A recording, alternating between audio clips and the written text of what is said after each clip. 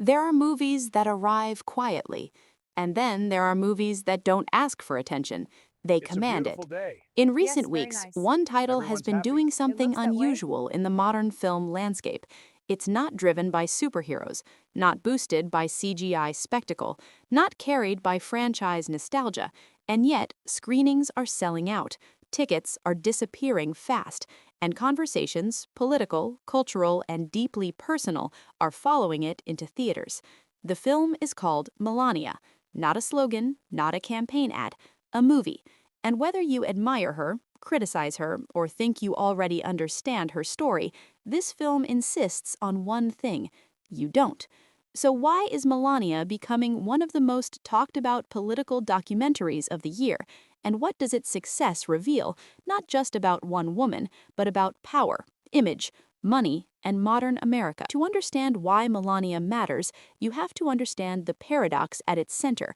Melania Trump has been one of the most visible, yet least heard political figures of the last decade. As First Lady of the United States from 2017 to 2021, she stood at the heart of global power.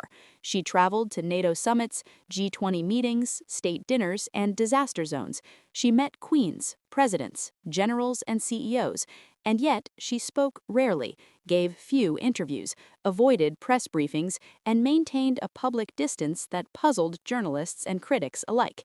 Some called it elegance, others called it detachment. Many assumed silence meant emptiness. This film challenges that assumption. Melania does not try to turn her into a hero. It doesn't attempt to rewrite history. Instead, it asks a quieter and far more uncomfortable question. What happens when the most powerful office in the world is occupied by someone whose inner life remains almost entirely unseen? The timing of this release is not accidental. The United States is entering another high-stakes political cycle. Trust in institutions is low, media credibility is under constant attack, and audiences are exhausted by shouting matches disguised as analysis. At the same time, documentary films have become one of the most financially efficient storytelling formats in modern cinema. Political documentaries now routinely outperform expectations on limited budgets. Streaming platforms pay premiums for exclusive rights. Theatrical releases thrive when controversy fuels curiosity.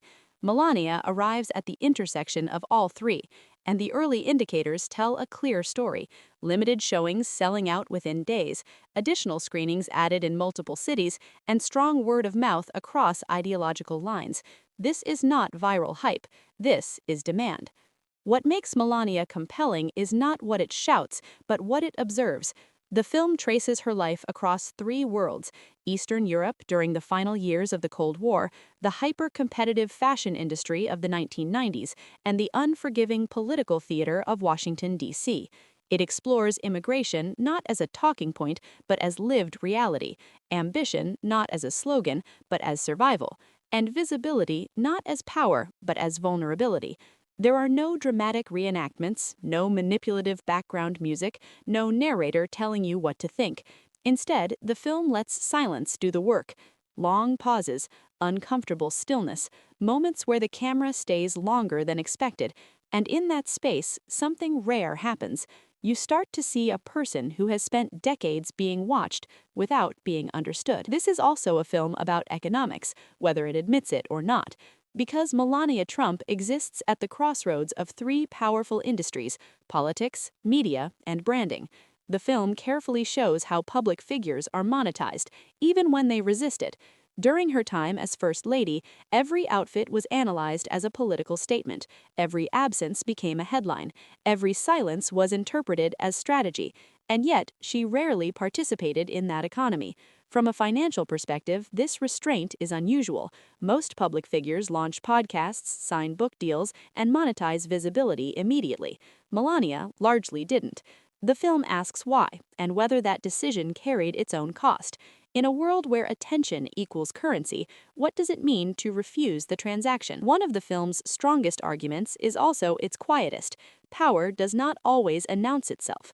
Melania Trump held no elected office, she signed no executive orders, she passed no legislation, and yet she influenced diplomatic tone, international perception, and cultural symbolism.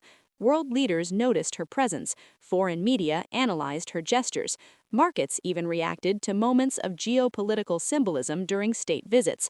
The film never exaggerates this influence, it simply documents it, and in doing so, it raises a deeper question. How much of modern power is exercised off-camera, in rooms we never see, by people who never speak publicly? The reason Melania is selling out isn't ideology, it's fatigue. Audiences are tired of constant outrage, simplified villains, and performative certainty. This film offers something rarer: ambiguity, restraint, and space to think. Viewers leave not with talking points but with questions, and in today's media environment, that may be the most radical thing of all. Melania is not a movie that tells you what to believe. It doesn't demand loyalty. It doesn't ask forgiveness. It doesn't offer slogans. What it offers is perspective on power, on silence, on the cost of being visible in a world that consumes people for entertainment. Whether you walk into the theater as a supporter, a skeptic, or simply curious, you will walk out having seen something you didn't expect. And that is why tickets are selling fast. Because in an era of noise, this film does something quietly dangerous. It makes you think. Melania is not just a movie, it's a reminder that history is often shaped not by those who speak the loudest, but by those we fail to listen to.